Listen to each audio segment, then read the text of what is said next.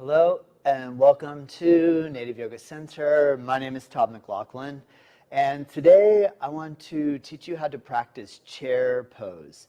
Chair pose is called Utkatasana. Utkatasana. The translation Utkatasana sometimes is translated as chair.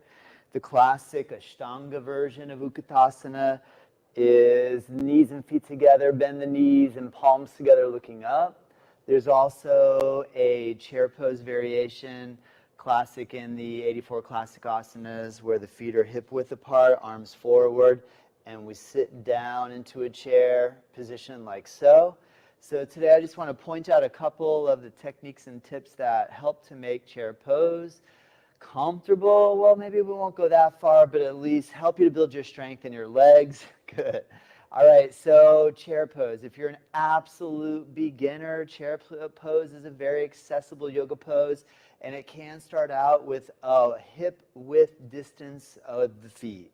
So you can have your feet about hip width apart. It's a little more stable. The Ashtanga version has us bring our feet together, of which I'll point out here in a second.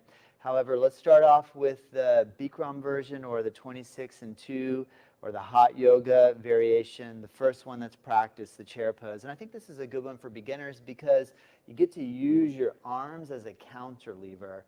So the idea is that you take your arms, you extend them up, you lock out your elbows, your 5 fingers are together, your hands, shoulders, hips, and feet are all about the same width apart. Okay, the main idea in the beginning is to start to bend the knees.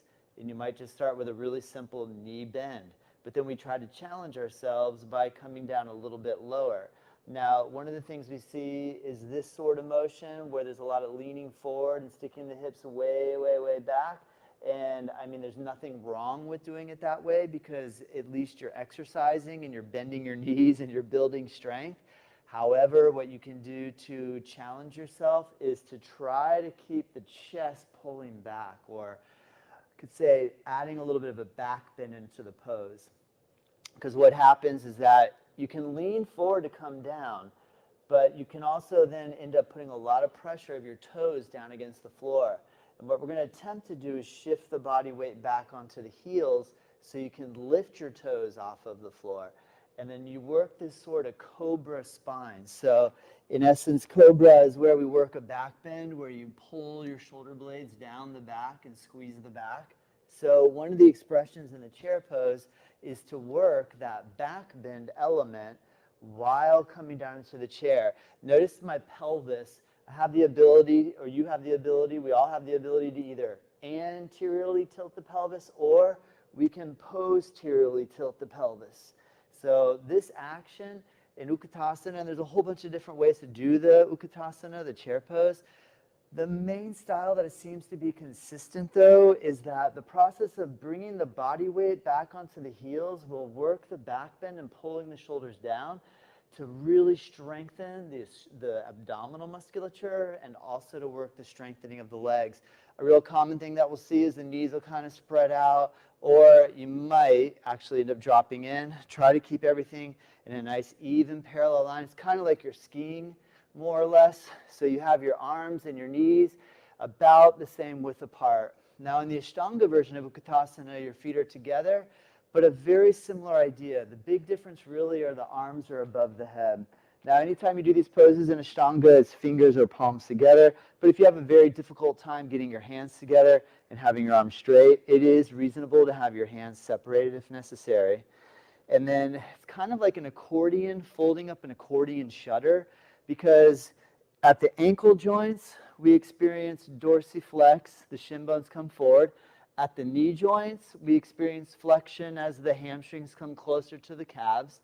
At the hips, we do flexion by bringing the belly a little closer to the thigh. But the big difference is the extension of the spine and the lifting of the arms above the head. So in Utkatasana, we fold and try to keep the shoulders relatively stable and just work the chair posture of bending into the knees and tipping the head back. And this is a really good pose because it generates heat. It is challenging. It'll make you sweat. Now, some of you maybe are brand new to yoga and you practice chair yoga. And so chair pose in chair yoga is really good because it helps us to learn how to stand up without using our hands to get up. So a lot of times when we start losing our ability to use our leg strength, we need to push ourselves up to be able to stand up.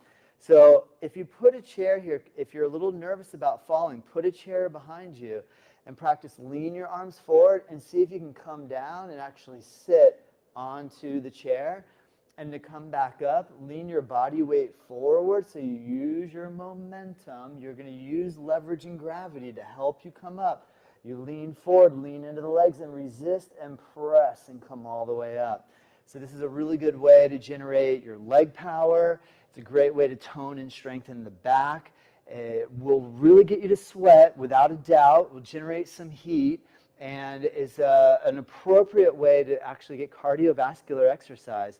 We can work a series of chair poses, as many as you can do per day. You can practice holding it for as long as possible. And when you get fatigued, come back up. Another technique you can do is place your back onto a wall. And you can practice the chair pose with the support of the wall to start to build and generate the strength in your legs. I hope this tutorial helped. If you have any questions, reach out to me at info@nativeyogacenter.com. That's my email. Find us on our website, nativeyogacenter.com.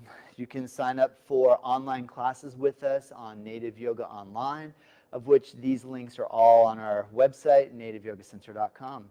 I'm here every single Thursday at 11:30 a.m. Eastern and 12 p.m. Eastern offering video content for you to help you grow your yoga. Remember, keep practicing, have fun, keep breathing, eat well, drink a lot of water, and get plenty of sunshine. All right, I'll see you next time.